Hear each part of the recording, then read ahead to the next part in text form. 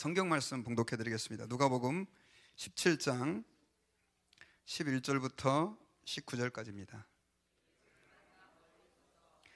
소리를 높여 이르되 예수 선생님이여 우리를 불쌍히 여기소서 하거늘 보시고 이르시되 가서 제사장들에게 너희 몸을 보이라 하셨더니 그들이 가다가 깨끗함을 받은지라. 그 중에 한 사람이 자기가 나은 것을 보고 큰 소리로 하나님께 영광을 돌리며 돌아와 예수의 발 아래에 엎드려 감사하니 그는 사마리아 사람이라. 예수께서 대답하여 이르시되 10사람이 다 깨끗함을 받지 아니하였느냐? 그 9은 어디 있느냐? 이 이방인 외에는 하나님께 영광을 돌리러 돌아온 자가 없느냐 하시고 다 같이 그에게 이르시되 일어나 가라 내 믿음이 너를 구원하였느니라 하시더라. 아멘. 우리 잠깐 기도.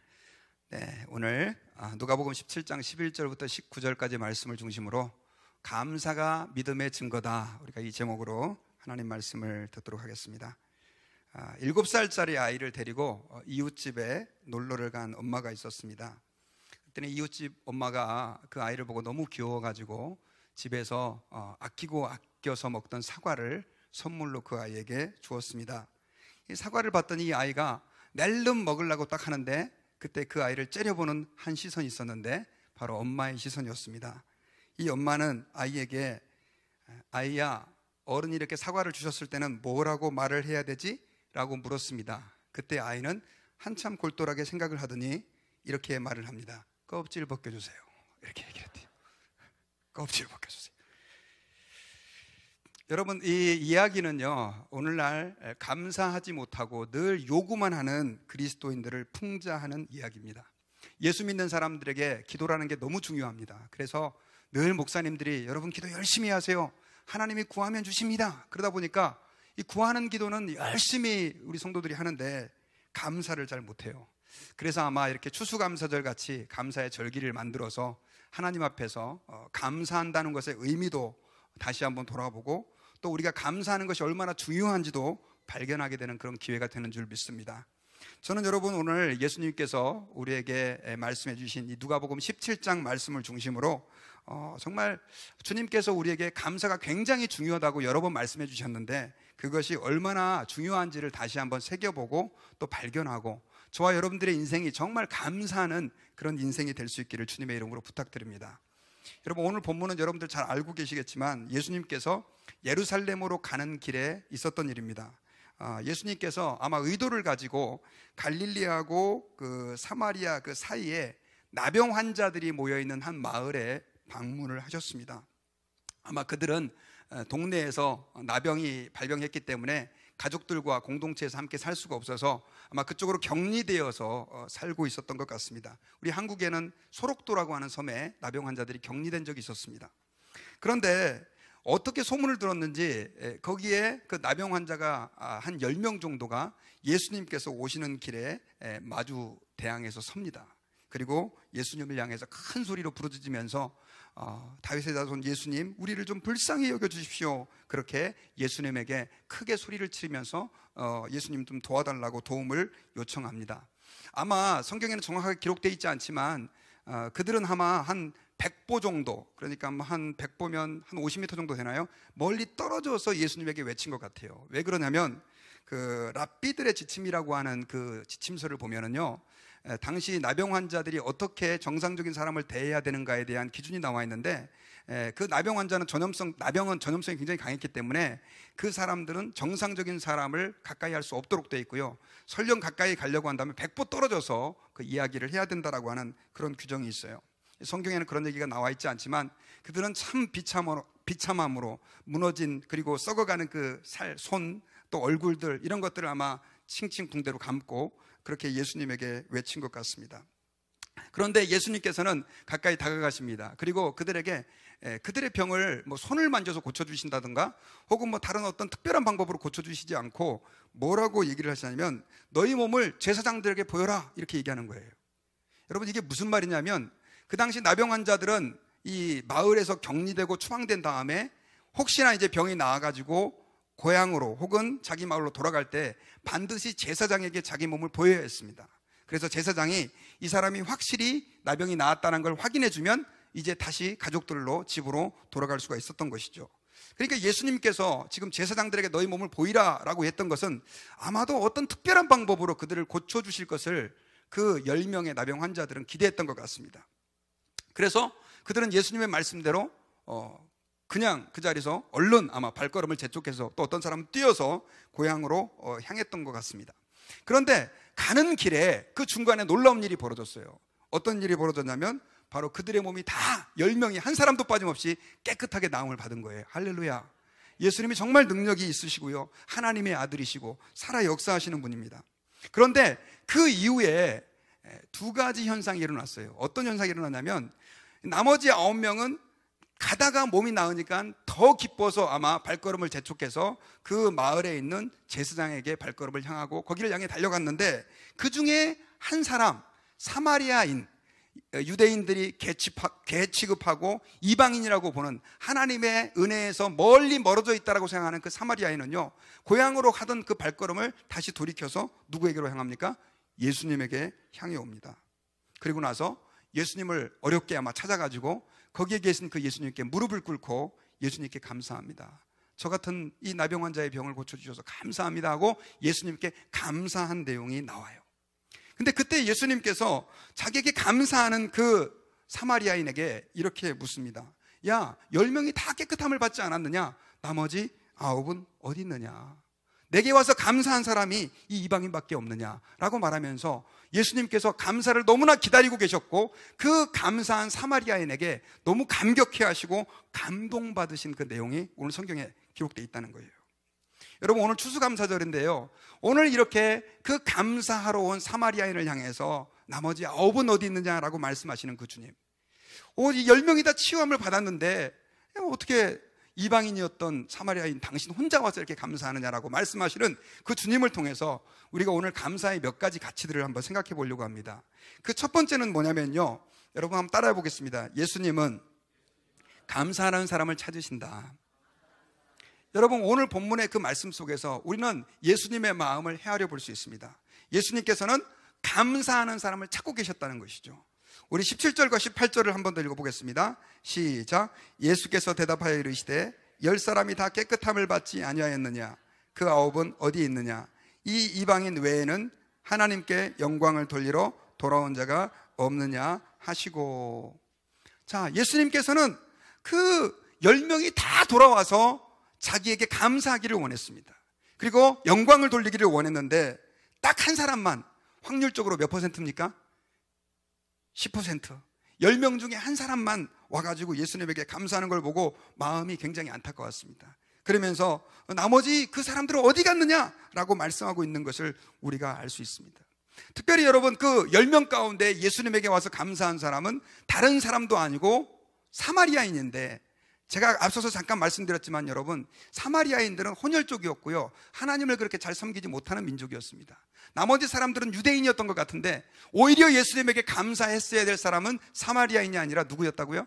그 유대인들이었는데 오히려 반대로 그 유대인들은 자기 고향으로 다 가버리고 자기 집으로 가버리고 그 사마리아인만 와서 감사하는 그 모습을 예수님께서는 굉장히 안타까워하셨던 것을 알 수가 있습니다. 여러분, 성경 곳곳에서는요, 하나님은 우리의 감사를 진심으로 갈망하시고 우리가 감사하는 것을 원하시는 분으로 표현되어 있다는 사실을 여러분 기억해야 됩니다. 특별히 오늘 본문에서 예수님께서 이렇게 나머지 9은 어디 있느냐라고 말씀하시는 것을 통해서 나는 정말 감사를 원하는 하나님의 아들이다, 하나님이다 라고 선포하고 있는 것을 우리가 기억하고 주목해야 됩니다.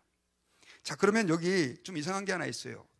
아니 여러분, 왜 예수님은 감사를 그렇게 원하실까요? 여러분 한번 생각해 보세요. 제가 만약에 여러분들에게 어떤 호의를 베풀어 줬습니다. 친절을 베풀어 주고, 여러분 제가 친절 베풀어 줬으니까 저한테 감사해야 됩니다. 그러면 여러분 얼마나 뻘쭘하시겠어요? 목사님이 왜 저렇게 하시지? 뭐 감사는 내가 알아서 할 수도 있고 안 할 수도 있는 거지. 근데 여러분, 우리에게 은혜를 베풀어 주시고 천지 만물을 창조하신 우주의 주인께서 꼭 그렇게 감사를 받으셔야 되나요? 그냥 알아서 우리가 하면 안 될까요? 왜 그렇게 감사를 예수님께서는 원하고 계실까요? 여러분, 그 이유는요, 하나님의 속성 자체가 감사를 통해서 영광을 받으시고 감사를 즐거워하시고 감사를 기뻐하시기 때문에 그렇습니다. 여러분, 우리 인간도 마찬가지로 누군가에게 감사를 받을 때 기쁘지만, 우리를 창조하신 하나님은 우리 인간들이 하나님께 감사하고 하나님께 영광을 돌릴 때, 하나님을 찬송할 때 너무너무 즐거워하신다는 거예요. 여러분, 시편 50편 23절에 보면요, 우리 같이 한번 읽어봅시다. 시작. 감사로 제사를 드리는 자가 나를 영화롭게 하나니 그의 행위를 옳게 하는 자에게 내가 하나님의 구원을 보이리라. 감사를 가지고 하나님께 예배하고 감사를 가지고 나아가는 사람들을 하나님께서는 어떻게 해요? 기뻐하시고 그 감사가 하나님을 영화롭게 한다라고 말씀하고 있는 거예요. 여러분, 하나님을 영화롭게 한다는 얘기는 하나님을 기쁘시게 해드리는 거라는 것이죠. 하나님의 속성 자체가 바로 감사를 원하시고 즐거워하는 것이라고 하는 것을 우리는 알 수가 있습니다. 그런데 여러분, 감사를 하나님께서 그렇게 원하시는 이유는요, 하나님만을 위한 게 아니에요. 그것은 또한 누구를 위한 것이기도 하냐면 우리를 위한 것이기도 하다는 것입니다. 여러분, 우리가 하나님 앞에 감사를 돌릴 때 사실은 아버지이시고 우리의 주인 되시는 하나님은 우리가 기쁘고 즐겁고 행복하게 살기를 원하십니다. 하나님의 자녀로서 은혜 가운데 거하기를 원하세요. 그런데 우리를 그렇게 거하게 만드는 게 바로 뭐냐면 감사라고 하는 것이죠. 그래서 여러분, 감사는 아까 하나님을 영화롭게 하는 것이기도 하지만 우리 인간에게, 우리에게 무한한 기쁨과 은혜와 복을 부어주시는 수단이기도 하기 때문에 하나님께서는 우리에게 감사하는 사람이 되기를 원한다라고 하는 것입니다. 여러분, 오늘 본문에 나오는 이 사마리아인은요, 예수님에게 와서 감사했을 때 예수님이 나중에 이 사람에게 어떤 복을 주셨습니까? 네가 구원을 받았다라고 선포를 해주세요. 하나님 앞에 감사하니까 예수님 앞에 나와서 감사를 드렸을 때 그 사마리아인은 어떤 축복을 드렸다고요? 구원의 복을 드렸어요. 나머지 9명은 그 구원의 복을, 육신의 병은, 나병은 고침을 받았지만 결국 진정으로 구원받은 사람은 누구였다고요? 주님 앞에 나와서 감사하는 사람이에요. 그렇게 감사할 때 그는 구원의 선물까지 덤으로 받을 수가 있었던 것입니다. 마찬가지입니다. 주님께서는 우리가 감사할 때 하나님의 놀라운 은혜와 복을 받아 누리는 것을 즐거워하시는 하나님이고, 또 그 복을 저와 여러분들이 모두가 다 누리기를 기대하고 계신다라고 하는 사실을 저와 여러분들이 기억해야 됩니다. 자, 그런데요, 자, 이제는 이렇게 하나님께서 우리에게 감사를 정말 기대하시고 또 감사를 통해서 놀라운 은혜를 쏟아 부어 주시기를 원하시는데, 그렇다고 한다면 우리가 어떻게 감사하면서 살 수 있을까요? 여러분, 감사한다는 게 쉽지가 않습니다. 왜냐하면 감사절 때마다 다 다짐을 하시죠. 아, 내가 이제는 감사하면서 살아야지. 하지만 막상 우리의 삶의 현장에서 우리가 감사하며 산다는 게 그게 쉽지가 않아요. 그럼 어떻게 우리가 감사하면서 살 수 있을까요? 우리가 하나님 앞에서 감사하면서 살기 위해서는요, 먼저 우리의 모든 포커스를 누구에게 맞춰야 되냐면 예수님에게 맞춰야 돼요. 예수님에게 포커스를 맞추다 보면 우리는 감사하는 삶을 살 수 있게 되어진다라고 하는 겁니다. 여러분, 아까 그 10명의 나병 환자들은요, 그 나병으로 인해서 자기 몸이 썩어가고 있었습니다. 그리고 고향과 가족으로부터 추방을 당해서 격리된 삶을 살고 있었어요. 그러니 얼마나 그들이 자기의 병이 낫기를 간절히 소원했겠습니까? 그런데 정말 예수님 말씀대로 순종을 했더니 예수님이 그들의 병을 고쳐줬습니다.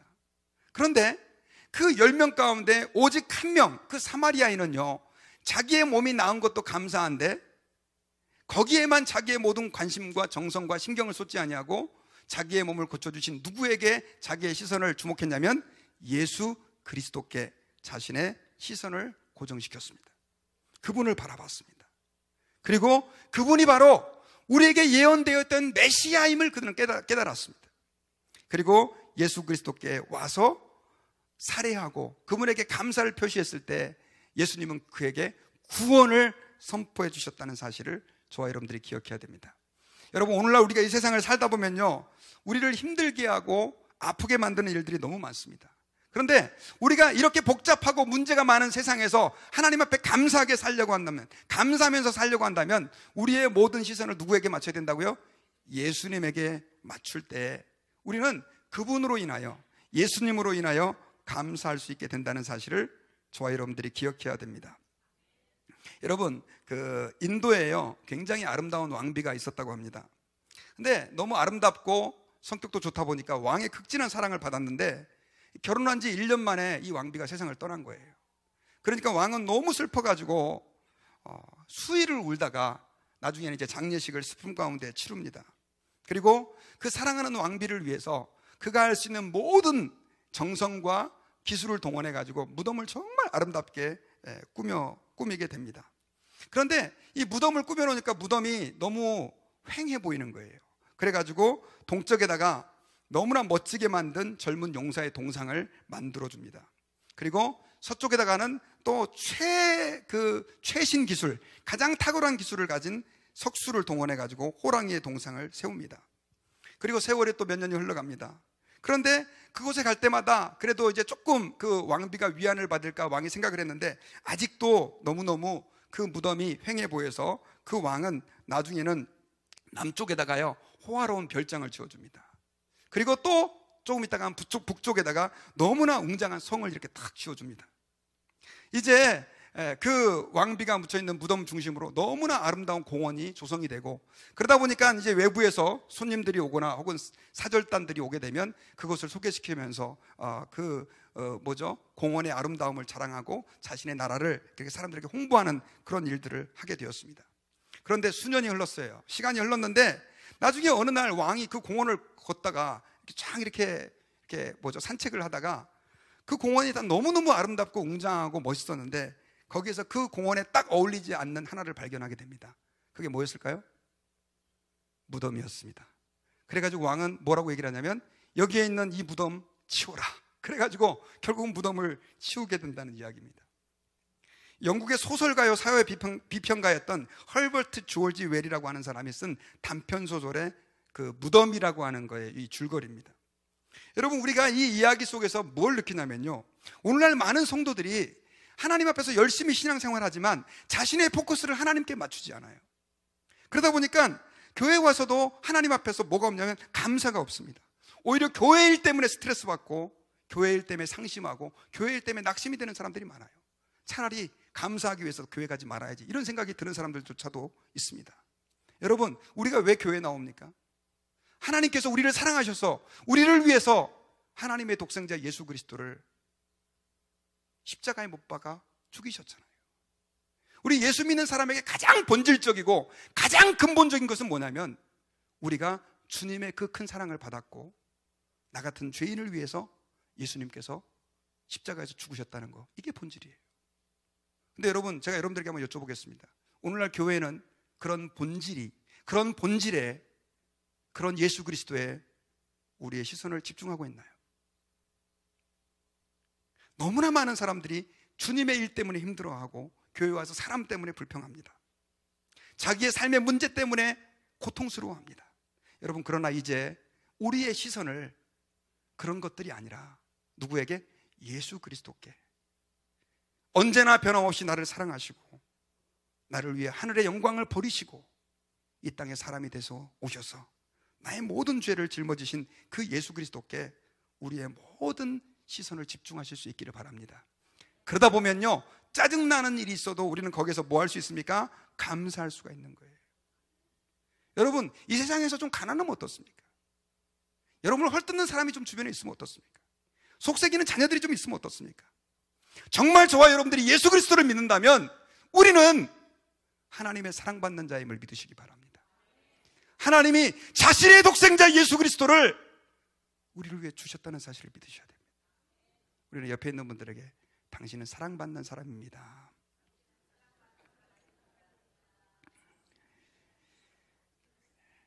지난주에요, 제가 캘리포니아에 있는 어떤 전도사님으로부터 신학교 다니고 있는 전도사님으로부터 전화를 받았습니다. 안부를 묻다가 제가 이렇게 힘든 일이 있냐고 이렇게 물었어요. 그분이 저희 교회에서 사역하다가 이제 캘리포니아 가신 분이셨거든요. 그런데 그 교회가 이사를 했어요. 이사를. 우리 교회도 이제 이사를 한 지가 얼마 안 됐잖아요. 근데 이사를 했는데, 이사를 하다 보니까 이분이 굉장히 열심히 있는 분이었거든요. 교육자들이 굉장히 여러 명인데 자기 혼자 일을 다 하는 거예요. 제가 볼 때는 담임 목사님 그 사람 혼자 일 시킨 건 아닌데 이분이 가만히 있지를 못하는 성격이에요. 그래 막 교회를 막 혼자 다 하는 거예요. 거기도 한 300명 되는 교회니까 일이 얼마나 많겠어요. 거기 리모델링까지 다 한다 그러니까. 그래서 나한테 솔직히 조심스럽게 얘기하는 거예요. 목사님 힘들어요. 뭐가 힘들어요? 교육자들이 여러 명인데 나 혼자 일해요. 조금 짜장면이 날라고 그래요. 그렇게 얘기를 하는 거예요. 그래서 제가 그렇게 얘기를 했습니다. 감사하세요. 다른 사람 하고 싶어도 그렇게 못하는데 어쨌든 간에 전도사님은 기회가 되고 시간이 되니까 그렇게 하는 거 아니에요. 그 말 한마디 했습니다. 그리고요, 전도사님 기억하세요. 전도사님이 하는 그 모든 수고 하나님이 보고 있어요. 그리고요, 그거 하나님이 다 갚아주실 거예요. 우리가 그거 믿는 거 아니에요. 그랬더니 그분이 갑자기 바뀌었어요. 아, 목사님 말이 맞아요. 감사해요. 그렇게 얘기하는 거예요. 여러분, 이 세상에서 우리가 당하는 고통, 슬픔들, 사람의 관점에서 생각해 보면요, 답답하고 억울해서 솔직히 너무 우리가 속상해요. 감사할 수 없어요. 그러나 우리가 하나님의 관점에서 우리의 시선을 예수 그리스도께 포커스를 맞출 때 우리는 어떻게 되느냐? 감사할 수 있는 거예요. 여러분, 치료받은 그 10명이 다 와서 감사하지 못한 이유는 뭡니까? 바로 그들의 시선을 예수 그리스도께 집중하지 못했기 때문입니다. 저는 우리 드림교회 모든 성도들이 여러분들의 모든 시야가, 포커스가 오직 예수 그리스도께 맞춰질 수 있기를 주님의 이름으로 축원합니다.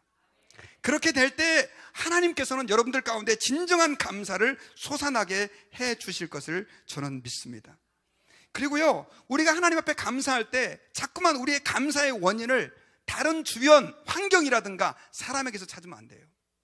어디에서 찾아야 되느냐? 하나님에게서 찾아야 되는데, 많은 사람들이 감사의 동기를 어디서 찾느냐면 자꾸만 주변 사람에게서 찾으려고 그래요.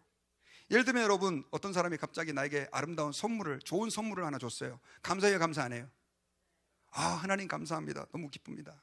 갑자기 연락 안 오던 친구가 와가지고 밥 사주겠다고 그래요. 너무 맛있는 밥을 사줬어요. 감사해요, 감사 안 해요? 근데 집에 왔는데 와이프가 바가지를 빡빡 긁어요. 감사해요, 안 해요? 갑자기 또 친구한테 전화 와가지고 막 옛날에 돈 빌린 거 안 갚았다고 막 따지고 막 나한테 막 뭐라고 그래요. 감사해요, 안 해요? 안 하죠. 여러분, 우리 인간들이 그렇게 살아가요. 그런데 여러분 기억하세요. 우리가 정말 하나님 앞에서 감사하는 마음으로 우리 하나님께서 베풀어 주신 은혜에 대한 감격이 늘 우리 안에 머물고 세상 사람들을 초월할 수 있다면, 환경을 초월할 수 있다고 한다면 우리는 늘 하나님 앞에 감사할 수 있다는 사실을 여러분 기억해야 됩니다. 그게 바로 뭐냐면 평강의 상태다라고 하는 거예요. 여러분, 그 팀 페리스라고 하는 사람이 200명의 그 전 세계 최고 경영자들을 인터뷰를 했습니다. 그랬을 때 그들이 다들 공통적으로 고백한 것이 뭐냐면, 여러분, 그 사람들은 돈을 많이 번 사람이고요, 그 다음에 나름대로 세상에서 성공한 사람들입니다. 그 사람들에게 당신에게 행복이라는 게 뭡니까? 라고 물었을 때 그 사람들이 여러분 뭐라고 대답했을 것 같습니까? 돈을 더 많이 버는 거예요? 혹은 뭐 더 높은 자리에 올라가는 거예요? 아니에요. 이미 다 얻은 사람들이에요. 그 사람은 뭐라고 얘기했냐면 마음의 평강이라고 얘기를 했대요. 마음의 평강. 여러분, 근데 문제는요, 그 사람들이 한 가지 깨달은 건 뭐냐면 마음의 평강이라는 게 다른 사람에게 달려있을 때는 평강이 안 오더라는 거예요. 오직 어디서? 자기 내면에서 일어나는 일이라는 거예요. 그러니까 쉽게 말하면 누가 뭐라고 그래도, 여러분, 우리 옛날 말에 그런 말 있잖아요. 개는 짖어라, 기차는 달린다, 뭐 이런 얘기 있잖아요.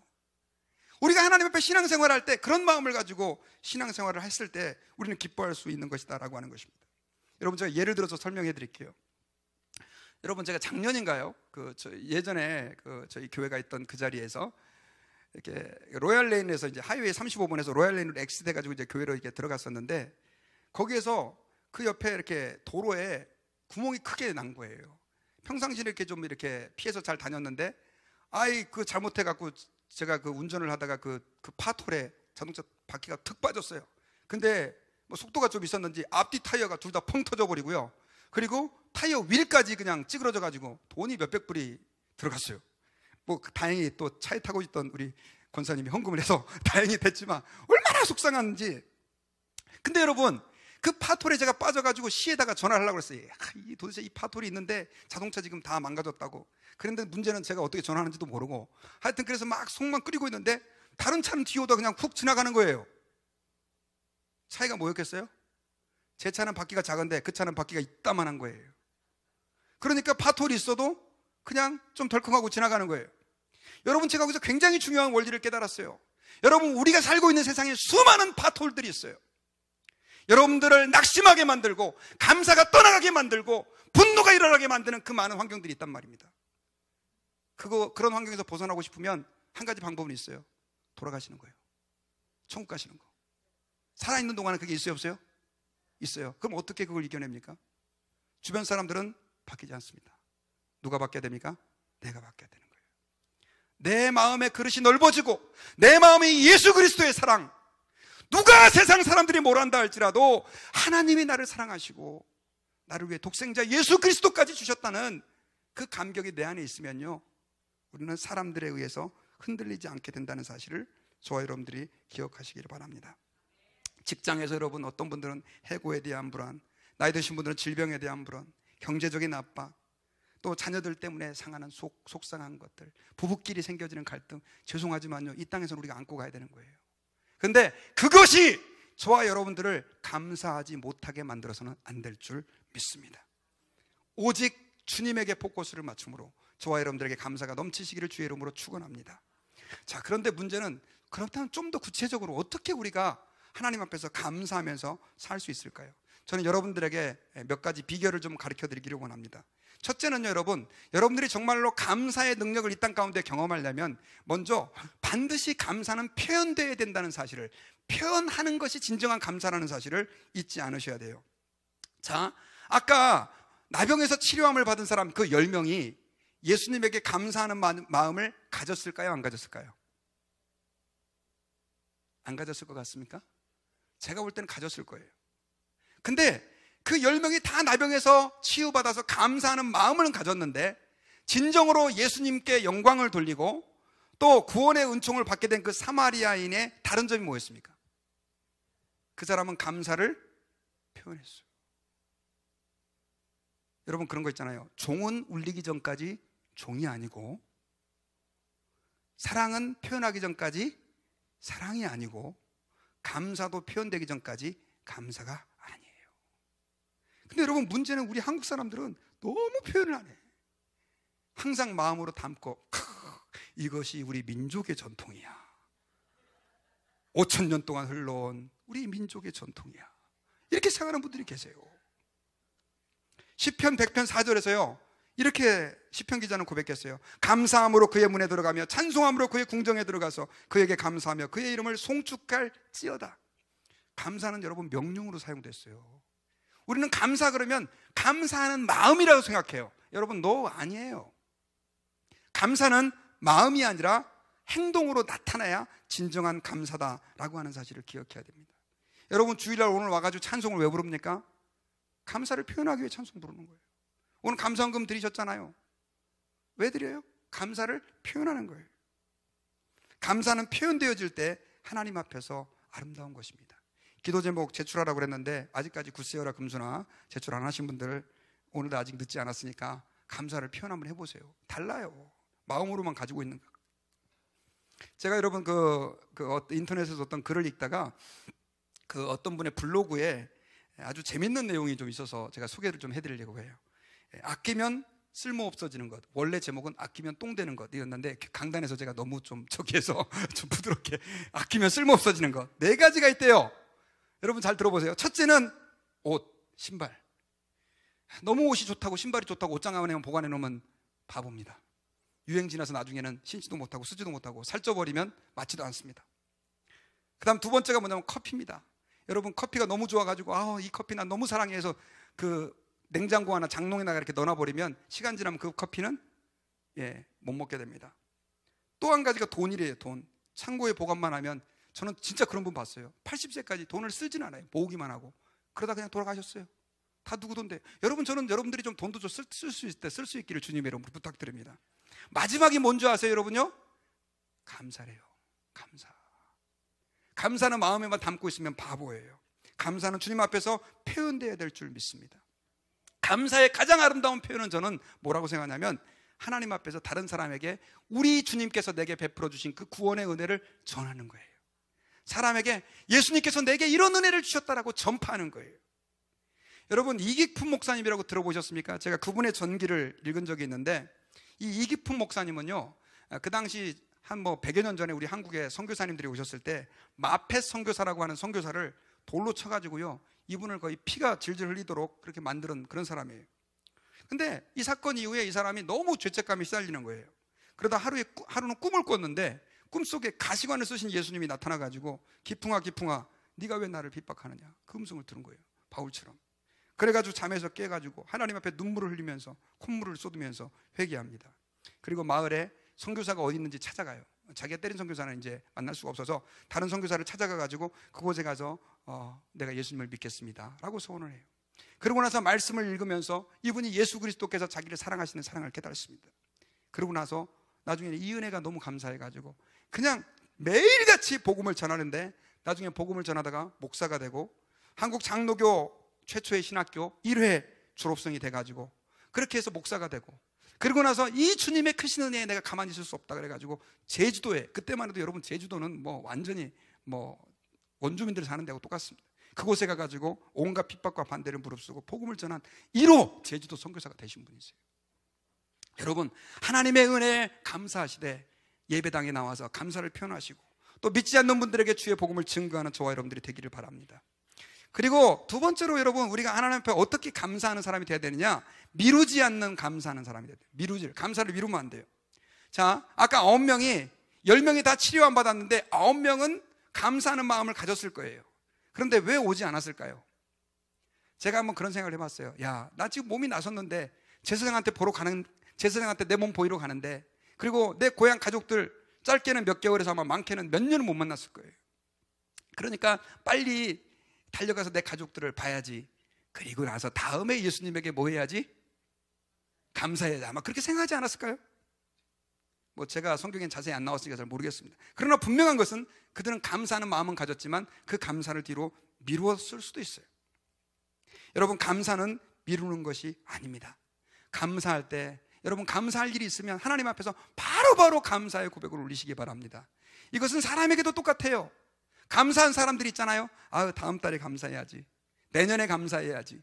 그렇게 미루지 마시길 바랍니다. 바로바로 감사하시길 바랍니다. 제가 말씀을 준비하다가요, 갑자기 찔렸어요. 제가 왜 그러냐면 제가 이게 지난달이 올 달 초가 생일이었거든요. 근데 저희 부교육자 한 분이 생일이 지났다고 미안하다고 그러면서 선물을 늦게 갖고 온 거예요. 그래가지고 선물을, 조그만한 선물을 이렇게 받았는데, 생각해보니까 뭐 받을 때는 감사하다는 표를 줬지만 베개를 사주셨어요. 그래가지고 베개를 사주셔가지고 제가 이 설교 준비를 하다 보니까 베개를 베고 나서 제가 감사한 그 표현을 안 한 것 같아요. 그래서 제가 카카오톡으로 보냈어요. 이 베개 너무 좋다고, 감사하다고. 그렇게 해서 감사를 제가 표현했어요. 왜? 제가 먼저 또 본이 돼야 되니까. 근데 감사를 표현하니까 저도 기뻐요. 아마 그분도 기뻐하셨을 거라고 믿습니다. 여러분, 우리가 하나님 앞에서 기억해야 돼요. 감사는 바로바로 표현하고 하나님 앞에서 감사를 미루지 말고 하나님 앞에서 나타낼 때 그 하나님도 영광 받으시고 우리에게 은혜를 베풀어 주는 사람도 감사하게 되는 줄 믿습니다. 그리고 끝으로요, 우리가 하나님 앞에서 감사하는 삶을 살려고 한다면 한번 따라해 봅시다. 작은 감사부터 실천해라. 네, 작은 것이라도 감사해야 돼요. 여러분, 유시민의 글쓰기라는 책, 제가 글쓰기에 대한 책을 좀 여러 권 읽고 있는데, 그때 유시민 씨가 쓴 내용 가운데 참 제 마음속에 감동이 되는 이야기가 있었어요. 그게 뭐냐면, 건강하게 태어난 새끼 고양이의 한쪽 눈을 가렸어요. 한동안 성장할 때까지 뇌가. 그런데 어떤 일이 일어났냐면, 나중에 그 눈을 다 성장한 다음에 벗겼는데 그 눈의 시신경이 다 죽은 거예요. 쉽게 말하면 한쪽 눈을 못 보게 돼버린 거예요. 안 쓰니까, 안 보니까, 가려놓으니까 이 뇌가 그 눈을 안 봐도 된다고 생각을 하고 아마 이쪽 시신경은 그냥 무시하고 한쪽 눈만 발달하게 만든 것 같아요. 여러분, 제가 그 이야기를 들으면서 그런 느낌을 가졌어요. 여러분, 감사는 누가 할 수 있느냐? 감사를 작은 거라도 할 수 있는 사람이 감사도 할 수 있다는 거예요. 그래서 여러분, 저와 여러분들은 하나님 앞에서 작은 것이라도 감사하는 훈련을 해야 될 줄 믿습니다. 쉽게 말하면 감사가 습관이 돼야 돼요. 여러분, 애플 회사의 창시자였던 스티브 잡스가요, 스탠퍼드 대학교 졸업식에서 무슨 얘기를 했냐면, 점과 점을 연결하라, Connecting the Dots라고 하는 그런 이야기를 했어요. 여러분, 이건 뭐 아주 복잡한 얘기인데, 너의 과거의 그 흔적들을 연결해서 새로운 미래를 연구해라, 뭐 이런 내용인데, 근데 여러분, 제가 이 이야기를 들으면서 이런 생각을 했습니다. 여러분, 하나님 앞에서 여러분들의 작은 감사가, 그 점들이 나중에는 어떻게 해요? 연결이 될 때 하나님 앞에서 크게 하나님을 기쁘시게 하는 하나님의 사람이 될 수 있다는 사실을 저와 여러분들이 기억해야 돼요. 그래서 감사를 큰 것만 하려고 생각하지 말고 내 삶 속에서 일어나는 작은 것들을 여러분들이 발견해서 감사할 수 있는 저와 여러분들이 되시기를 바랍니다. 우리는 감사할 게 사실 너무 많아요. 여러분 아마 이 이야기를 알고 있을 것입니다. 한 번 더 리마인드하는 마음에서 우리가 얼마나 축복받은 사람인지 제가 여러분들에게 좀 준비를 했는데요. 만약에 여러분들이 아침에 일어났을 때 당신의 몸이 건강한 부분이 아픔보다 더 많다면 당신은 이번 주를 넘겨 살지 못할 이 세상에 100만 명보다도 더 축복을 받았습니다. 100만 명보다 이번 주 안에 죽는 사람이 100만 명이래요. 그리고 만일 당신이 한 번도 전쟁의 위협이나 수용소의 외로움이나 고문의 고통이나 굶주림의 쓰라림을 경험하지 못했다면 당신은 이 세상에 5억 명의 사람보다 더 나은 사람입니다. 체포, 협박, 학대, 고문 또는 죽음의 두려움 없이 교회를 갈 수 있다면 당신은 30억보다 더 축복받은 사람입니다. 당신의 냉장고 안에 음식이 있거나 몸에 옷이 걸쳐져 있거나 머리 위에 지붕이 있고 잠잘 장소가 있다면 이 세상 인구의 75%보다도 더 부유한 사람입니다. 그 다음 거는요, 통장이나 지갑에 돈이 있거나 집 어딘가에 작은 그릇 안에 남은 동전들이 있다면 당신은 이 세상의 상위 8% 안에 드는 부자입니다. 그리고 게다가 이 글을 만약에 여러분들이 읽을 수 있다면 당신은 이 세상에 20억의 글을 읽을 줄 모르는 사람보다 축복받은 사람입니다. 이런 얘기예요. 우리 옆에 있는 분들에게 한번 더 인사합시다. 당신은 축복받은 사람입니다. 그래서 여러분 감사해야 돼요. 감사. 작은 거에 감사해야 돼요. 그 자마의 김충근 장로님이라는 분이 계신데요, 그분은 코수염을 길러갖고 다니세요. 근데 제가 장로님이 왜 코수염을 길러갖고 다니시지? 그랬더니 나중에 사연이 있더라고요. 몸이 너무 아팠을 때 면도기를 들어서 수염 깎을 힘도 없었대요. 근데 하나님 앞에 기도해서 치료받았는데 나중에는 그 하나님의 은혜가 너무 감사해서 코수염을 기르는 거예요. 왜냐하면 이 수염을 깎을 수 있는 것도 하나님의 은혜라고 하는 사실을 자기가 깨달았기 때문에. 여러분, 제가 그런 적이 있었어요. 샤워하고 이제 빨가벗은 몸으로, 상상을 하지 마시고요, 집에 옷장에서 서랍을 딱 열었는데 거기에 제 속옷과 그 다음에 양말이 가지런히 딱 이렇게 정리되어 있는 거예요.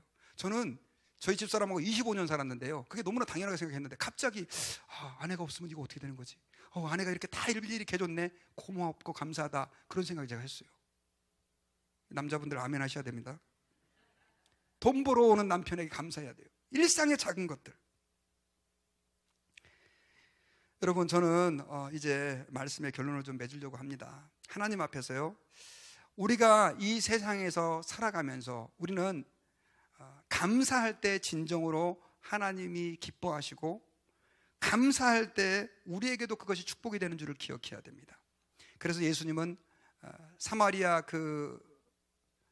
자기에게 치료받고 와서 감사하는 그 사마리아인에게 나머지 9도 다 치료받았는데 그들 어디 갔느냐라고 물으셨던 것입니다. 주님은 저와 여러분들에게 지금 감사를 기대하고 원하신다는 사실을 여러분 믿으시기를 바랍니다. 그래서 우리는 하나님 앞에 감사해야 되는데 이 세상의 환경에 우리의 포커스를 맞추면 감사할 수 없어요. 오직 누구에게? 하나님에게 포커스를, 예수 그리스도께, 우리를 위하여 십자가에 죽으신 그분에게 포커스를 맞춰야 돼요. 그러기 위해서 좀 더 구체적으로 우리 감사하려면 하나님 앞에 감사를 표현해야 되고요, 미루지 말고 작은 것부터 감사해서 감사가 우리의 삶에 몸에 배어서 늘 푹 찔리면 감사합니다. 고통이 와도 슬픔이 와도 앞날이 깜깜해 보여도 감사합니다 할 수 있는 저와 여러분들이 되시기를 주의 이름으로 축원합니다. 기도하겠습니다.